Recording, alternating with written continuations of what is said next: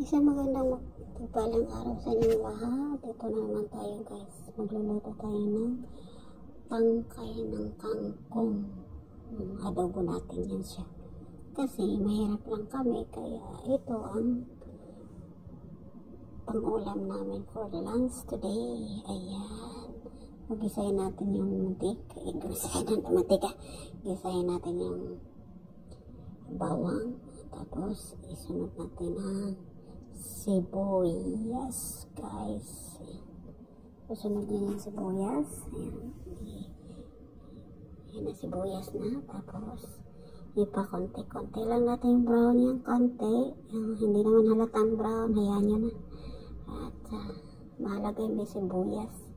Ayan. Tapos pagkayari ng konti niyan ay gagawin natin, isusunod natin ang kamatis. Yung pala kinamatisang kangkong at kinamatisang tangkay ng kangkong. Ayan. Diba? Kamatis pa more. Pag maraming kamatis kasi guys, mas masarap. Wala akong ibang nilagay dyan. No? Black pepper at saka isang chicken powder stock. Ayan. Powder siya guys, hindi siya cubes.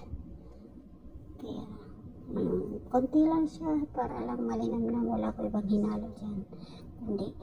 Yung lasa mismo ng kangkong ang malalasa natin. Tapos yung namamagaling ay kala mo naman talaga tunay na tunay eh.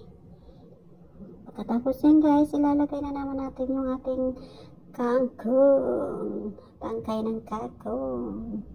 Nilinisan namin yung kahapon, nakagabi pala. Tapos sinugasan mo na rin yan para tumulo na maglamag, para wala siyang tubig guys. Tuyong-tuyo siya. Ayan, susunod natin yan. Konting halo-halo lang yan guys.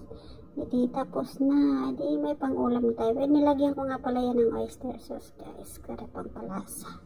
Instead na tuyo, inilagay ko ay oyster sauce. Yun lang pala. Yan. Yummy na.